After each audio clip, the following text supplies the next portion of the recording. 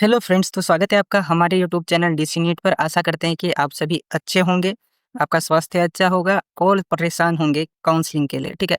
तो सभी बच्चे परेशान हैं काउंसलिंग के लिए, कितना कट ऑफ रहेगा, मेरा इतना स्कोर है, मेरा इतना जो है कैटेगरी है ना?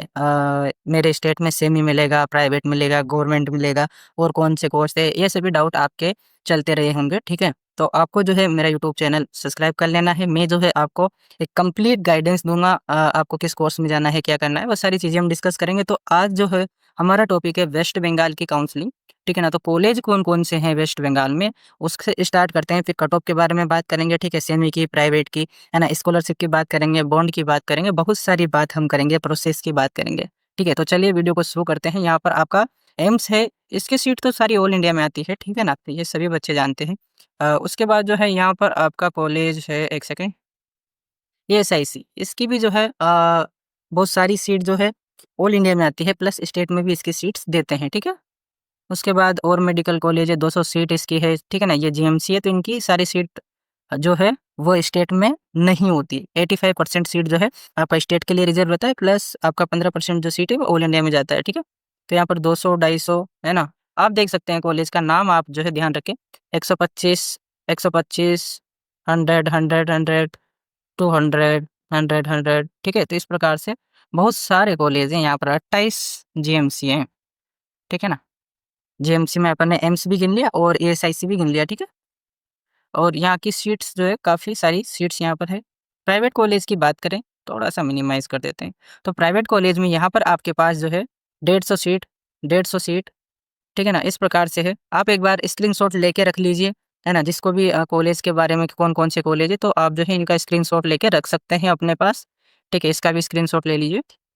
नेक्स्ट जो है यहाँ पर फीस स्ट्रक्चर की बात करें, तो ये जो है आपका सेमी सीट है। सेमी सीट क्या होती है?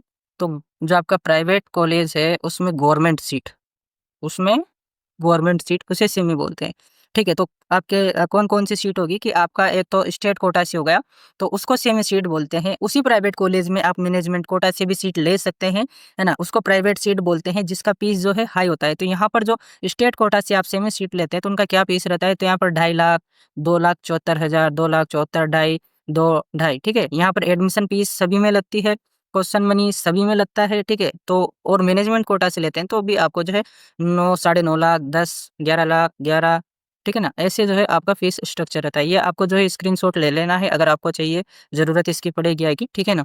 उसके बाद नेक्स्ट हम बात करने वाले हैं कट ऑफ की, ठीक है? तो कट ऑफ की बात करते हैं, फ़ीस वगैरह का बात हो गया।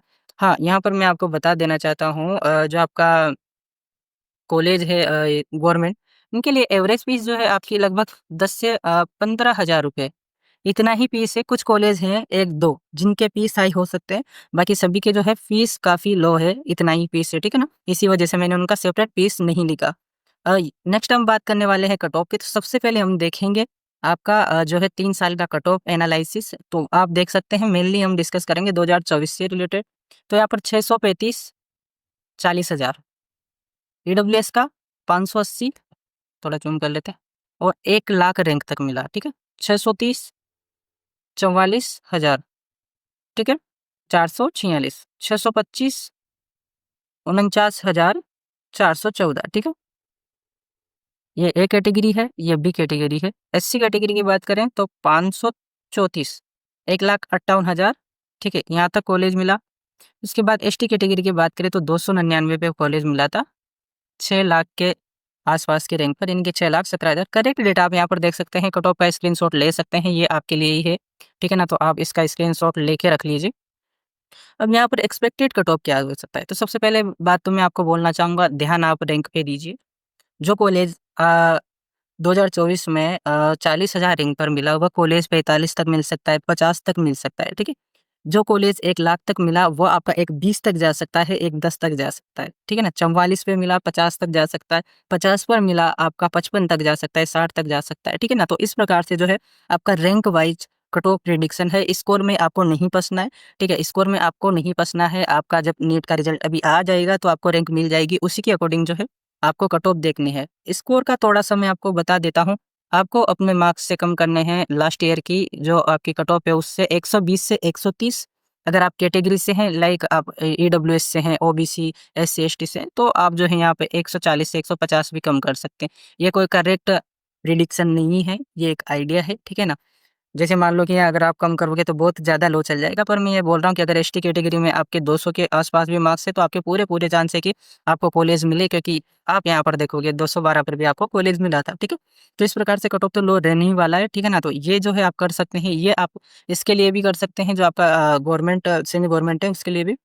यहाँ पर यूआर की बात करें 70,000 74,000 तक मिला ओबीसी ए को, ओबीसी बी को 97,709 तक, ईडब्ल्यूएस को 2,76,335, एससी कैटेगरी को 2,55,000 और एसटी को 10 लाख रैंक तक जो है लगभग ये मिल जाता है ना? तो ये जो है आप अगर जस्ट क्वालिफाइड भी हैं तो आपको सेमी मिलने के चांसेस रहते हैं, ठीक है ना? स्कोर यहाँ पर आप ये देख सकते हैं, मेनली आपको फोकस कहाँ करना है? रैंक पर। तो इसका भी स्क्रीनशॉट लेके आप रख लीजिए, ठीक है? अब उसके बाद बात करते हैं प्राइवेट की। तो प्राइवेट में जो है आपका सारे कॉलेज यहाँ पर दिए हुए हैं, उनका जो है कट ऑफ दिया हुआ है। इनमें भी सेम चीज़ आपको करनी है, 100 से 120 मार्क आपको कम करने हैं, ठीक है ना? क्योंकि यहाँ पर जो है आपके पास कैटेगरी तो नहीं है। आपको ये जो है मैनेजमेंट की बात है तो सारी सीट किससे मिलेगी? जनरल से, ठीक है ना? जनरल का ही आपका लगेगा, चाहे आप किसी भी कैटेगरी से हो, ठीक है? तो यहाँ पर अगर आपका 570 है तो 470 पर संभावना है कि कॉलेज मिल जाए। 262 रहा तो आप मान के चलो कि 200 अराउंड आपका है तो कॉलेज मिल जाए, ठीक है ना? बाकी जो कॉलेज है 200 अराउंड में उससे भी कम में आपको मिल जाएँगे, ठीक है? तो इस प्रकार से कट ऑफ है। ये जो है आपको एक आइडिया देने के लिए है कि ऐसा जो है कट ऑफ रहा था। इसमें मैं कोई भी क्लेम नहीं कर रहा हूँ कि इतना कट ऑफ रहेगा, इतना रहेगा, ठीक है? उसके बाद जो है ये आपके कुछ कॉलेज हैं, इनका कट ऑफ भी 128 रहा, जस्ट क्वालिफाइड, ठीक है? नेक्स्ट काउंसलिंग का प्रोसेस कैसे होता है, ठीक है? तो यहाँ पर काउंसलिंग का प्रोसेस करने के लिए आपको ये वेबसाइट दे रखी है, यहाँ पे जाके रजिस्ट्रेशन करना होता है, डॉक्यूमेंट अपलोड करने होते हैं, है ना? और डॉक्यूमेंट अपलोड करने के बाद आपको जो है डॉक्यूमेंट वेरिफिकेशन के लिए बुलाया जाता है। ये जो है बहुत इंपॉर्टेंट है, आपको इस चीज़ पर ध्यान देना है, ये चीज़ कोई नहीं बताएगा आपको कि क्या होता है, क्या नहीं। जब आप डॉक्यूमेंट अपलोड करते हो तो उसके जस्ट बाद आपको एक सेंटर चूज़ करना रहता है और उस सेंटर पर जो है 1-2 दिन के अंदर ही आपको बुलाया जाता है और आपके डॉक्यूमेंट जो है उसी टाइम वेरीफ़ाई किए जाते हैं। तो इस चीज़ का आपको ध्यान रखना है कि कब जो है डॉक्यूमेंट वेरिफ़िकेशन होगा। आपने मान लो फ़िल कर दिया, आपको पता ही नहीं है कि मेरे को कब जाना है, क्या करना है। तो ये चीज़ का ध्यान ज़रूर रखना है, ठीक है? उसके बाद जो है आपको चॉइस फिलिंग करना है। चॉइस फिलिंग करना है, ठीक है ना? ये कब करना है? जब आपकी मेरिट लिस्ट आ जाएगी, ठीक है ना? तो मेरिट लिस्ट आने के बाद आपको चॉइस फिलिंग करना है और उसके बाद जो है आपको सीट अलॉट हो जाती है। जब आपको सीट अलॉट हो जाती है तो आपको कॉलेज जाना है, रिपोर्टिंग करना है, फीस पेमेंट करना है, सारी प्रोसेस करनी है। डॉक्यूमेंट कौन से लगते हैं? नॉर्मल डॉक्यूमेंट लगते हैं आपके 11th, 12th, 10th इनका डिटेल, यानी कि आपका 10th, 12th का मार्कशीट हो गया, ठीक है? कास्ट सर्टिफिकेट अगर आपका है तो वो लगेगा, ठीक है? नीट का एडमिट कार्ड, एप्लीकेशन फॉर्म, ये सारी चीज़ें आपके पास, रिजल्ट, रैंक कार्ड, ये सारी चीज़ें होनी चाहिए, आधार कार्ड, ठीक है ना? तो नॉर्मल डॉक्यूमेंट है, कोई विशेष डॉक्यूमेंट यहाँ पर नहीं लगता। बॉन्ड की बात करें तो यहाँ पर आपका बॉन्ड नहीं है, ठीक है?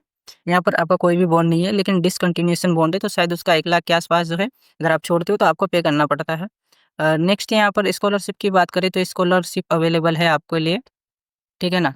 तो आप जो है पोस्ट मैट्रिक स्कॉलरशिप इसे बोला जाता है, तो ये जो है कैटेगरी के लिए अवेलेबल है, एससी, एसटी, ओबीसी और ईडब्ल्यूएस के लिए भी शायद, ठीक है? इन कैटेगरी में इनकम कम होना चाहिए आपका 2.5 लाख के आस-पास, ठीक है?